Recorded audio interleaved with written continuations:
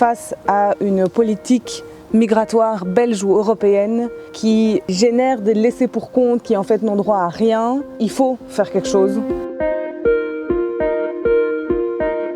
Les hébergements collectifs, ce sont des dispositifs d'information, d'accompagnement et d'hébergement pour des personnes migrantes en Belgique. Au quotidien, l'idée de ces maisons, c'est de mettre en relation les personnes qui y sont hébergées et des équipes de bénévoles qui viennent quotidiennement dans l'hébergement. C'est des lieux qui ont pour vocation d'être créateurs de liens, de permettre de la cohésion sociale entre des personnes qui viennent de cultures, d'origines, de milieux différents et qui, au quotidien, par cette vie en collectivité, fonctionnent ensemble.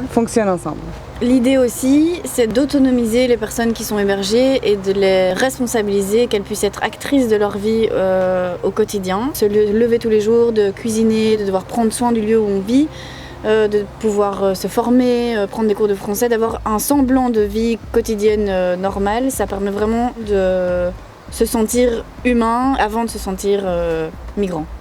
Les hébergements collectifs, c'est une petite pause dans un parcours de migration qui a souvent été éprouvant aussi bien physiquement que mentalement. Ça permet d'accueillir ces personnes sur du moyen terme dans un environnement qui est sécurisant, qui est accueillant et qui est bienveillant. L'idée, c'est qu'une fois qu'on peut proposer une place dans un hébergement collectif, les besoins primaires sont assurés. Ça ouvre la porte à toute une autre série de besoins qui peuvent émerger et auxquels on n'est pas capable de penser tant qu'on ne sait pas où on va dormir et ce qu'on va manger. C'est aussi souvent propice à ce qu'il y a toute une série de choses qui ont été vécues pendant le parcours de migration soient intégrées, refassent surface. Et c'est souvent des choses assez difficiles, des souvenirs assez traumatiques. Et du coup, c'est super important aussi qu'à ce moment-là, nous, on soit prêts à pouvoir proposer des outils, proposer du soutien et proposer des solutions pour aider ces personnes à traverser ce moment-là de leur parcours. Et on le fait du coup en travaillant avec des partenaires du domaine médical, du domaine de santé mentale, mais aussi tout ce qui est suivi du coup socio-juridique. Le travail d'assistante sociale dans les hébergements collectifs, c'est avant tout des moments de rencontre avec les personnes, donc un travail d'information, de compréhension de leur situation et d'accès aux droits, qu'ils soient médicaux, sociaux. Malheureusement, en Belgique, l'accès aux soins pour les personnes qui sont dans leur situation, c'est pas toujours évident. C'est des fois compliqué pour les personnes de s'exprimer et exprimer ce qui leur arrive. Le fait d'être régulièrement dans une situation d'attente, ça peut générer du stress, ça peut générer un peu d'angoisse.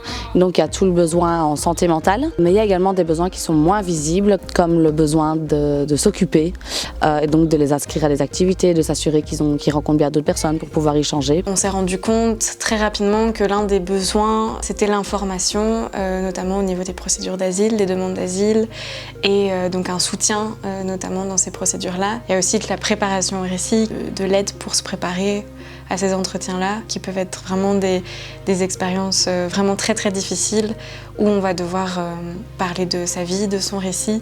On n'est jamais préparé à ce genre de choses. Ce qui est plutôt positif quand les personnes qu'on suit sont dans des HC, c'est qu'il y a vraiment une stabilité de l'hébergement, et puis ça leur permet à eux aussi d'avoir cet espace pour préparer et réfléchir à la demande d'asile.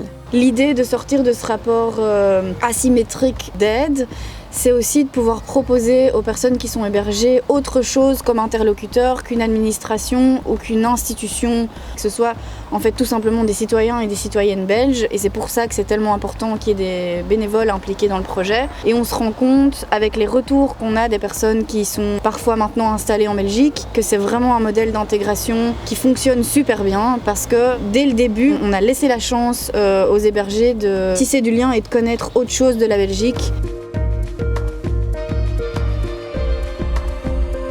C'est assez incroyable de voir que des projets pareils reposent uniquement sur des énergies citoyennes, des dons et de la bonne volonté de gens qui sont en fait révoltés que des personnes doivent avoir à dormir dehors.